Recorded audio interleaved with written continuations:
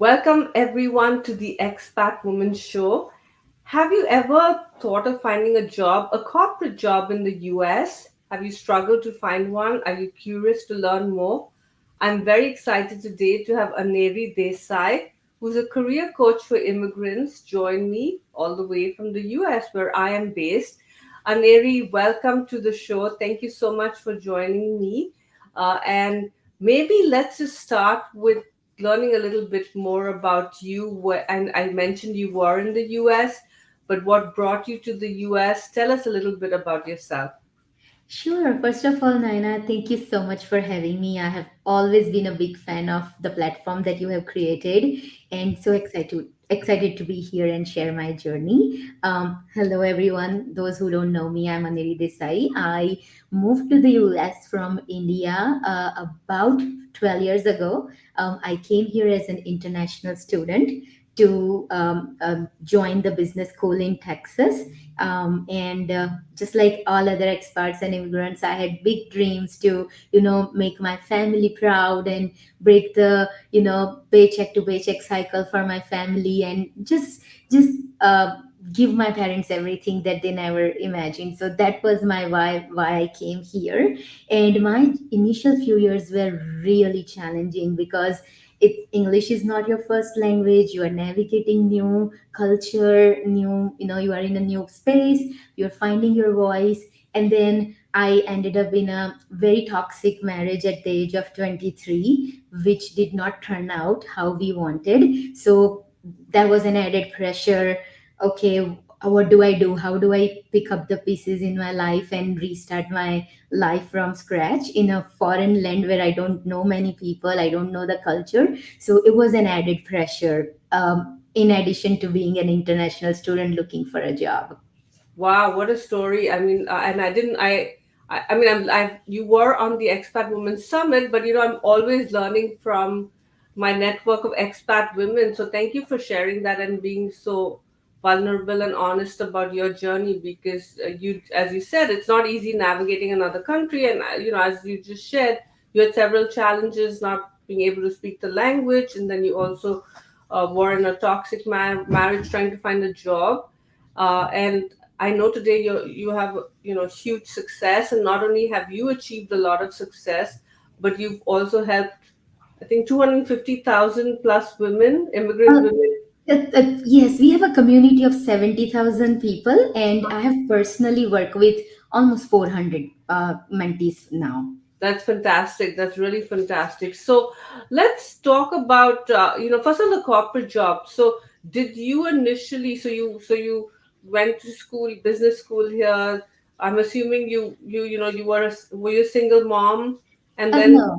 no. No, it was just few. My previous relationship just lasted few days, so I walked out and found my footing on my own. So I started my journey looking for a job as an international student, needing a sponsorship. So Oh. I had always been on my own visa, navigating life on my own. Okay, so you didn't need a visa, you just needed a corporate sponsor for Yes, your. yes. I was Okay. an international student with just few months of work authorization. Then I needed to find an employer who can sponsor me and keep me here for a long time. Wow. So walk us through that, because that is what you're doing today to help other immigrant women, right? So how did you go about finding that job? What did you do? What were some of the challenges you faced? Because when we come to the US, especially since you and I are both from India, the job search and how you go about looking for a job in India is, at least maybe when you came and when I came, were very different from.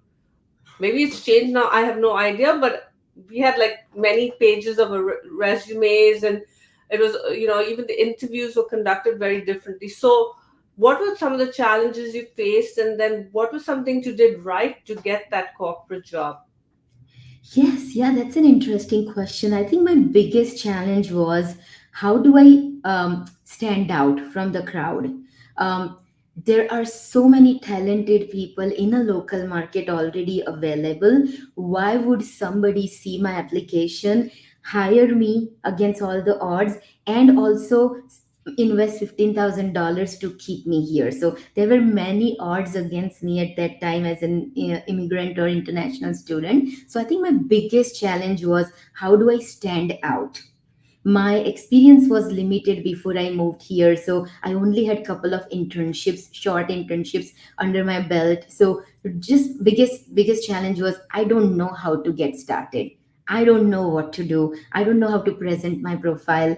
And I think the biggest limiting belief, why would somebody pick me?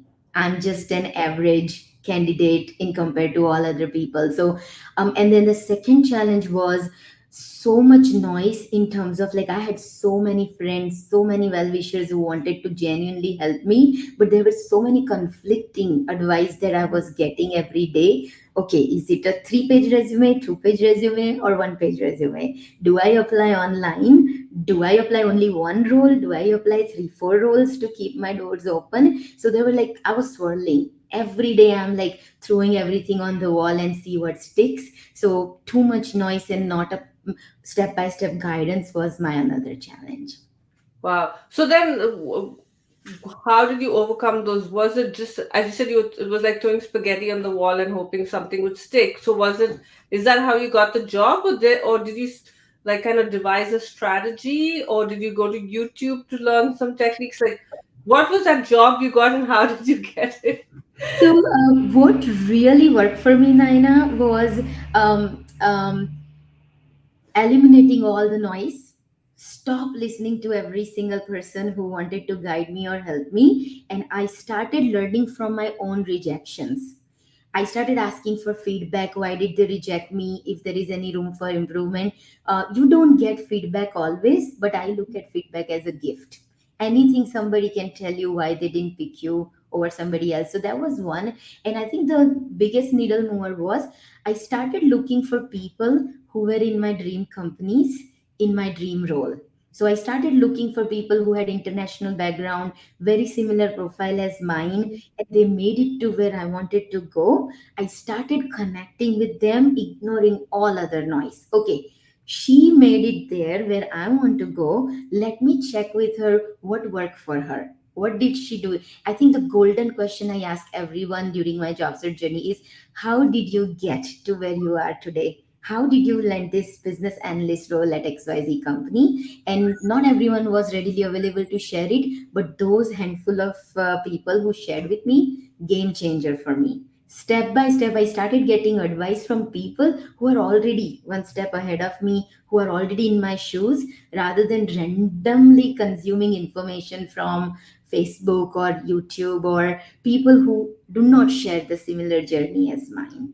Wow. So this was, I'm assuming, on LinkedIn, right? Were you Yes, using on LinkedIn? LinkedIn, my alumni connections, like in my university, whoever was one semester ahead of me, even in my friends and family circle. But I started handpicking people who are exactly in my shoes or few steps ahead of me. They already created a path, and I just needed to know how did they navigate that. That's fantastic advice, and something that I think many people don't really implement.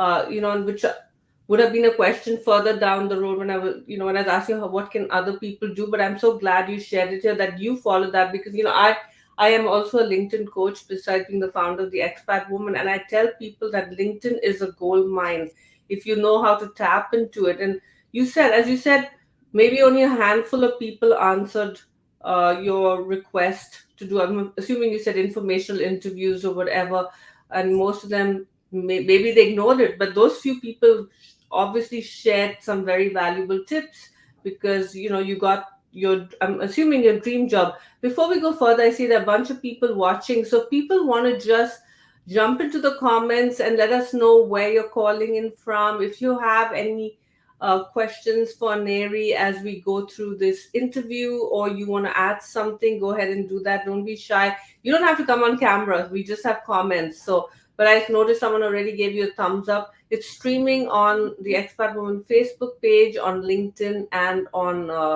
YouTube, on all the Expat Woman channels. So people are watching on these different platforms. So Aneri, so this was great. And when you reached out to these people on LinkedIn, like, was there something you said to get them? interested in speaking with you? Like, what did you say in those direct messages? Did Yes. you do a direct message? Like, what was your strategy to get these people? Because even to get people to speak with you on the phone or do informational interviews, you have to stand out from the crowd, right? You have to say something that says, "Yes, I want to talk to Aneri," because time is, valuable and precious, especially people work in the corporate world. So, can you share a little bit about how you got these people uh, open to speaking to you? Yes, I'm glad, Naina, you asked this question because I was dying to share the insights with everybody. So, you are absolutely right. Sometimes we feel like, oh, it's not a big deal. I'm just asking for 15 minutes of their time. But when you look behind the scene, they are parents, they have full time jobs, they might have side hustle. So, we have to be respectful of people's time. What really helped me was to stand out from the crowd is I stopped communicating from the perspective of I need something. So rather, so see, the average way of reaching out to people is, hey, the company you work for, it's my dream company. I would love to connect with you and chat more about how do can I get job in your company. That's a very average way of reaching out to people. You right away focus so much on me, right? I change my narrative. I think about how do I like to be approached when I am in corporate America. So I changed my narrative and I started reaching out to people saying, "Hi, your journey from X to Y is so inspiring. I would love to connect with you and chat more about how did you get here." So my conversation focused so much on you rather than me and I. How did you? Same questions that all of you who are listening to me right now, you might have same question. How do I get job in your company? How Right. can I stand out in the hiring process? I know you are eager to know all these things, but I reframed my question in a way that I make them hero in the conversation. And I say, your journey from X to Y is so inspiring. First, they feel special. They feel like, oh my God, I inspired somebody today. And then I ask them genuinely, show genuine interest and say, would love to chat more about how did you go from X to Y? What helped you stand out in the hiring process at Apple? How was your hiring journey? Uh, Looking back, what are some mistakes that you did that I can eliminate in my job search journey, because you are exactly where I wish to be. So everywhere my sentences were so you focused rather than I still walked away with the same type of information, but the quality was better than had I asked the question, how can I get job in your company? I love that. I love that. Yeah, because I think it also translates to when you're going for an interview, right? What can I provide to the company, not what can the company provide to me. So I so love what you just shared, because I often get people saying, I'm sending me DMs and say, I want to pick your brain, or how did you get to run the expat woman? Because it doesn't work that way. So I'm so glad you shared that. And I'm hoping people listening to do this will implement it, because I think that's a problem that a lot of recruiters and people working in the corporate world, right? They'll get this one, someone will connect with them, and the next thing they'll get the DM saying, I want a job in your company, or help me get a job. So Yeah, I, and I I think the most average way, Naina, to reach out to someone is, can I pick your brain? We, as you said, time is a very precious commodity. We don't want to walk around asking for people's time. So picking your brain is a very average way of communicating. Don't right. say, can I pick your brain? And then second one is, when I was in corporate, I got so many messages. Do you have any openings for me in your company? A, I don't know you. B, I don't have extra time to go look for jobs for you. So instead of depending on others to give you something, you take charge of your job search and say, hey Aneri, we don't know each other, but I came across XYZ role in your company. Because of ABC, I believe I would be a great fit. Can we chat? That Mm. has more open rate or response rate than, do you have any I never responded to questions like, do you have any opening? To me it's lazy, and to me you are cutting corners. You are depending too much on strangers to do the work for you.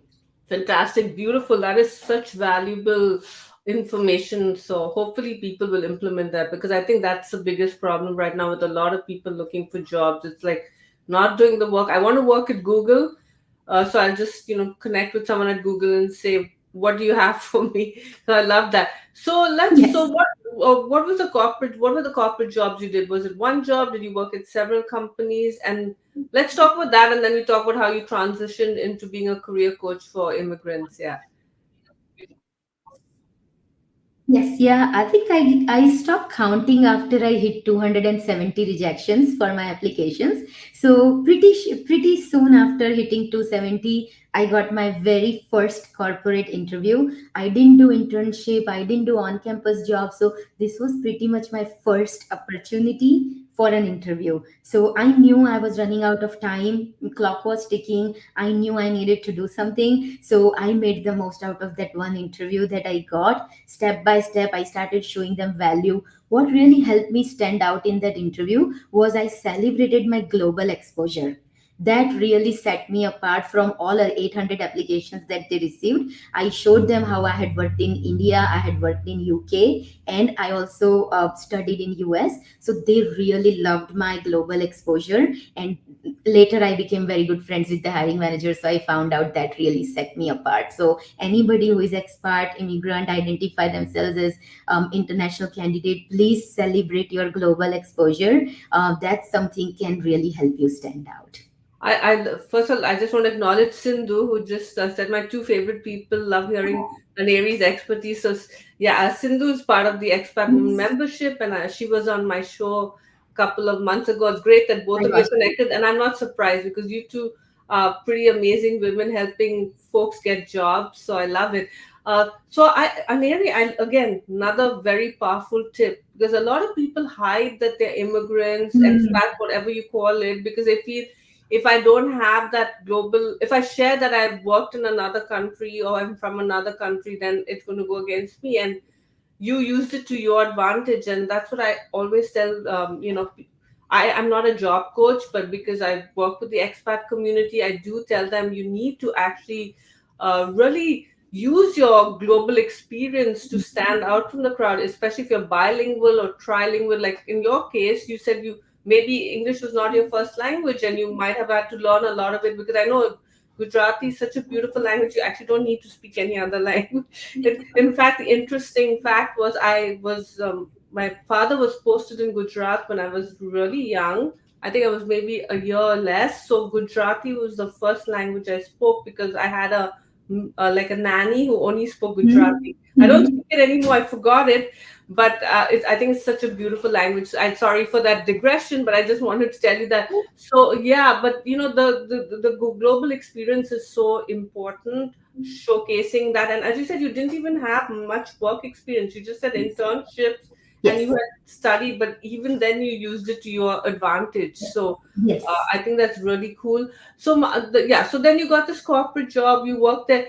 I was also curious because we're talking about working in corporate America. I know you only had internships back in India, but were there any differences that you perceived or that you saw between working in India and working in the US? And not just India, but I know when women or anyone who works in another country, the corporate culture can be very different.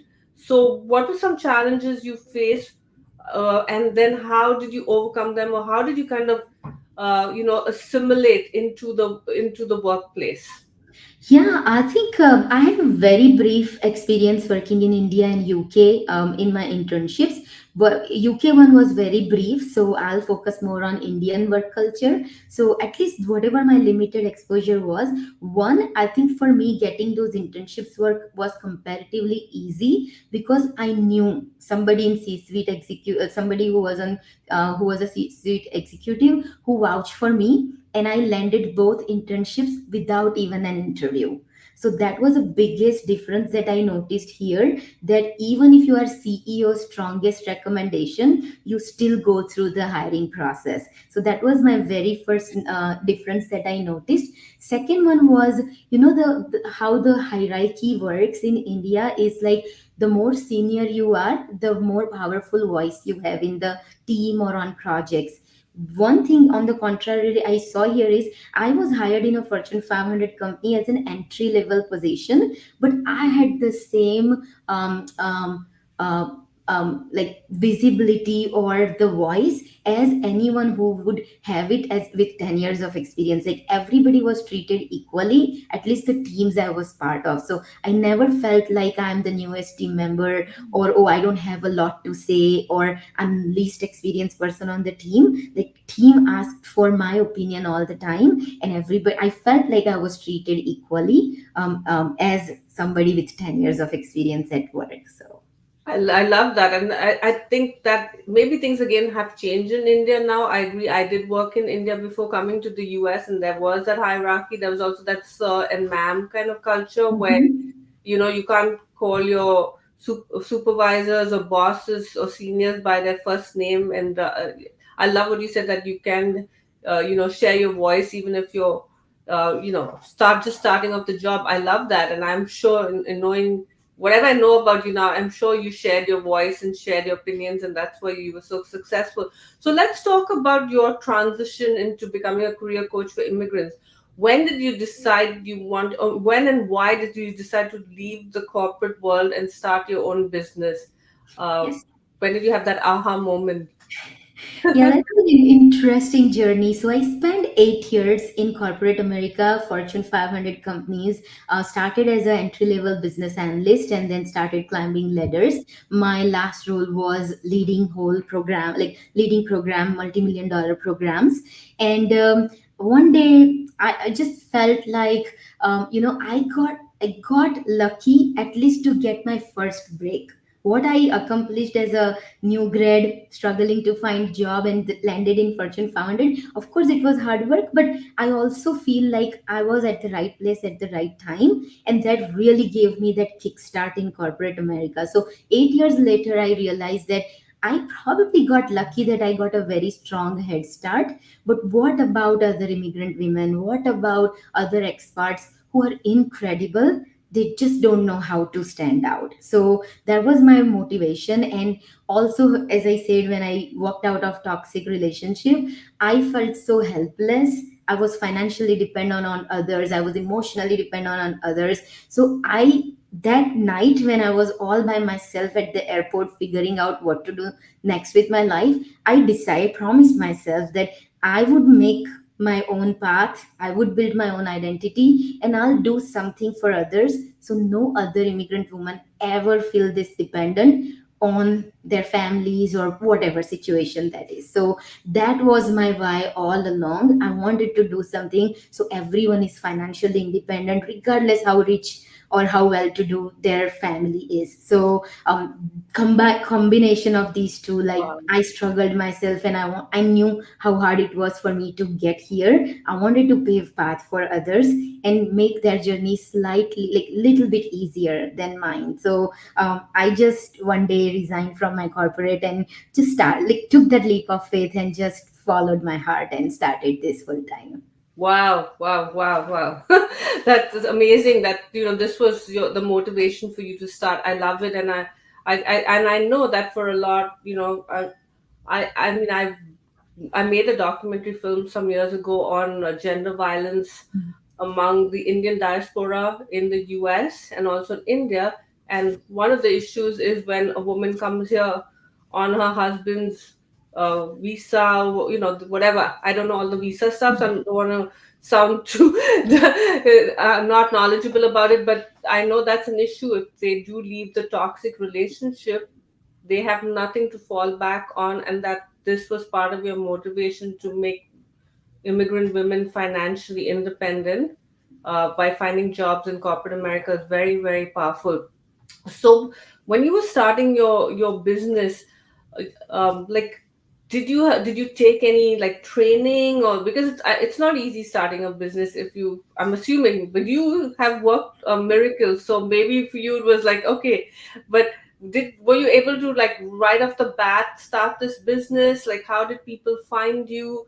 How did you become successful running this? And then we'll have you share some tips for Yes. folks looking for jobs in corporate America. So yeah, go So ahead. So during the COVID, I got to work from home. So I was able to cut down like 90 minutes of commute from my day. And I started using that free time to just jump on calls with people who lost their jobs or who were navigating difficult time in America. So it everything started as just wanting to give back to the community. I remember waking up at 4 a.m. so that I can prep material before jumping on a free call with someone. So everything like first 3 4 months I just gave without looking. I think I spoke to almost 800 people from with roots in 11 countries who were navigating difficult time in United States. So everything started with just wanting to give back, nothing,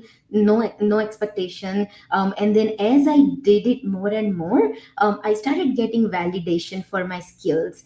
I would like without even asking, people would write LinkedIn recommendation. Without even asking, people would send like a $15 gift card because I helped them with their interviews or helped them with their layoff situation. So it started. So whatever work I did for 6 months for free really added validation and social proof of my skills. And then that really gave me that confidence that maybe I can put a dollar value on my skill or on my time. So I slowly started offering like a consultation call. And then my very first client landed a job in Amazon with no US work experience and no US degree. So that literally boosted my confidence. Second client landed in ADP after 5 years of career break. So when I started seeing the impact of my work, then I just feel like I was unstoppable, and I was like, I think this is my calling and I'm meant to do this. So everything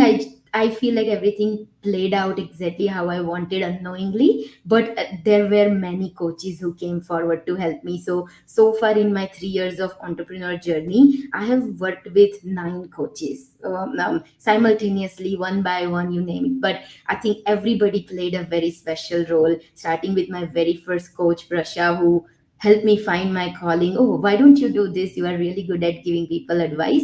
And then somebody helping me with sales, somebody helping me with building my social presence. So everybody played a key role in the journey. And I love that you said that, because I think if one can afford to hire coaches, I think that's really important when you're building a business. So even the people who want to hire you, who are looking for jobs, because you can do it on your own, but if you can invest some money in yourself, I think you can move so much faster and you don't have to reinvent the wheel. And yeah, so I love that. And how did these people find you? Or like when you were doing, you said you did about 400 or 800. How did they find you? Like, how did people know that you were providing this initially free service and then later, paid services? Yes, yeah, I think there were some Facebook groups where people were sharing how difficult situation they are in right now because of their visa, their layoffs, all these budget cuts. So I just started sharing my voice there. Hey, because I also lost my job when I was 6 months pregnant and I navigated that difficult time independently. So I started sharing my advice based on my life lessons, and then people started asking me if we can jump on a quick call. So that's how it started. But then one person would tell another would tell the third person. So that group started getting bigger and bigger. So I think it's word of mouth mostly. And then secondly, I decided, like, I made a courageous decision to convert my personal account to public account and started sharing my advice, my tips, started talking about important topics based on my life lessons. So that's how people started finding me. Lovely. You put yourself out there, and I think that's important. Whether you're looking for a job or you run a business, I think putting yourself out there and adding value and sharing value without expectations initially. Because, and again, I think it translates to what you said earlier. It's about how you can help someone, not what someone can do for you, but what you can do for someone, right? And that can result in much bigger things.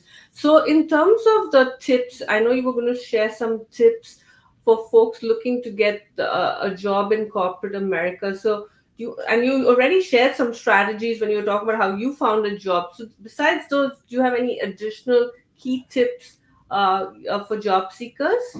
Yes, yeah, I think my number one tip to everyone who is listening, I think it's about time we own our job search journey. Let's not be dependent on our spouse, our neighbor, our cousin, or any strangers on internet.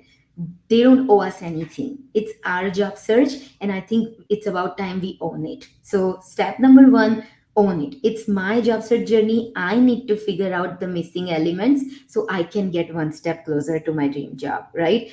Everything starts with ownership, right? So no more sending messages to people, do you have any openings for me, or can you help me find jobs? Let's figure out ourselves, right? And so that's one. And then I think second one is, I know people look at coaching as expense. I get messages time to time. What is your cost? How much does it cost to work with you? People associate coaching with a cost or an expense. Oh, you are too expensive. I want to tell everybody, look, it's okay to look for help. You always have an option to keep going by yourself, but think about the money you are leaving on the table every month you are unemployed. So I encourage you to look into not just me, any help that is available out there. There are many non-profit organizations who can help you with your resume, or there are many like coaches from all ranges, starting from $50 an hour all the way to, like, you name it, right? But what I my second suggestion would be, it's okay to ask for help. It's okay to reach out to people who are either who have done it themselves as a job seeker, or who are helping people in your shoes. It's okay to reach out to them, and I invite you to look at the amount you are going to invest. I invite you to look at it as an investment, because it's going to come back to you 100 times more, if not less, right? So second, it's okay to ask for help. And I think third one would be, stop listening to every other TikToker or influencer, or like, don't unfollow everybody. That is something unconventional advice I want to tell you. Just find one person that you feel connected, or you feel like your values align, or you can trust them based on their testimonials or social proof of their work, right? So I think it's about time we stop listening to everybody, because you, Naina, you might know the amount of crazy advice that's out there online. It's so confusing and misleading. So find that one voice that you can really trust. It could be anybody, someone in your social circle, somebody, but I think one person, listening to them and take baby steps. Like, every plan works eventually. You just need to ignore the noise and stick to one roadmap. That would be my third advice. And the fourth one would be, take ownership of your work also. Like, stop talking like assisted, helped, supported. No assisted, help, supported company would not have paid you the amount they have paid you in your job overseas or here, if you were just helping or not adding value. So I challenge you to think about your presence. How did it translate in revenue, or more, bringing more customers, or saving ton of money in administrative costs? I challenge you, you name it, no matter what job you had been to, there is some monetary impact associated with it. Let's start talking with more authority rather than assisted help, or assisted help supported. Let's talk about oversaw, led, managed. Even when you were an intern, you added value on that project. So let's start talking from leadership perspective.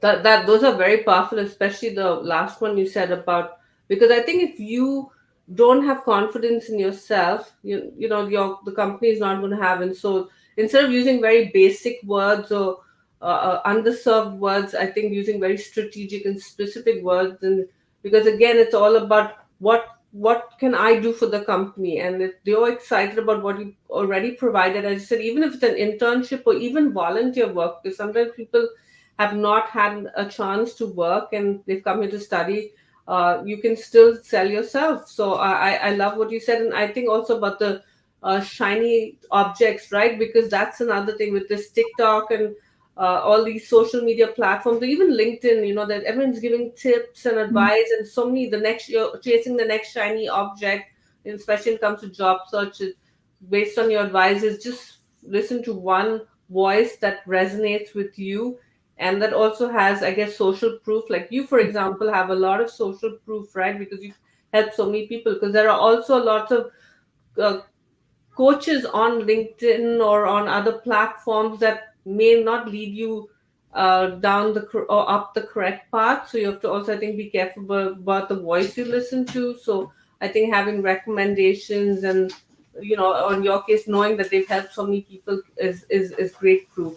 So we are almost at the end of our session. I could go on talking to you forever, and I would love to have you come back again, Aneri, because not only did you share these very valuable tips, you shared your own story, and you do so much more than just being a career coach. Just your whole journey is so impressive. But how can people work with you? How can they find you? Is there something that you want to share? Do you have any offers? Anything that you'd like to share with our audience? Go ahead and do that now. Sure, yeah. People can find me on Instagram. It's at the rate Aneri Desai Patel. That's my last names. And you can find me on LinkedIn, Aneri Desai. This face is now familiar to you all. So look at my photo and you'll know it's me. And working with us, like we don't have any ongoing offers or any product that we offer. Working with us is just reaching out to us. Hey, I need help, and my team will walk you through what are the options that we can explore. As of now, I only offer two things. One, hey, I have quick questions for you, can we meet for an hour, and I can pick your brain. So that's one option. Consulting, bring all your questions and I can address it for you. And if you think like you need help more than just a consulting or quick questions, then I have a 12-week program where I take you from, I don't know what roles I should go for, from there all the way to salary negotiation and everything in between. So it's either a quick call with me or going on a journey together, all of both of us together, for 12 to 24 weeks. So That's that's all fantastic. we have. And I read all my DMs personally, so feel free to reach out in my Instagram DM or LinkedIn DM, and I would be happy to guide you. Beautiful. And with the 12-week program, is that like a one-on-one, or is that like, can people join at any time and they do one-on-one with you for Yeah. 12 weeks? Yeah, all my offerings are one on one, whether it's Okay, a consultation or one on one program, everything revolves around you. So you bring your problems or your questions or goals, and we together go on that journey for next 6 months, where step by step I guide you. I personally create your resume so you can throw all the guesswork out of the window. I personally write the resume, I help you with LinkedIn profile, and then we come up with all the strategies together. great. Very good. And I know you have like a huge following on Instagram, right? Like I'm, what? I'm, I'm fortunate that people trust me and Yeah, no, what's your Instagram? Like how many followers do you have on Instagram? I know it's really huge. 55,000, about That 55,000. that is that's really big. Yeah, yeah. I think that's pretty cool because that you're not you're focusing on career coaching. You're not like a focus on like a social media strategy thing. So I think that's really good. That itself is social proof. But Aneri, thank you so much for joining me today. I see that Danvi Shukla said thank you for the amazing advice, and I know people will be watching the replay as well. And I'll also have you maybe share your links in the comments of the YouTube and LinkedIn live, so people will can then directly connect with you and maybe hire you for their services or follow you and get your I'm sure you share a lot of tips on the different social media platforms. So I will say goodbye. Thank you everyone for watching the Expat Woman Show, and see you all soon. Thank you. Thank you for having me, Naina. It was lovely talking to you. Likewise. Thanks, Aneri. Bye. Bye.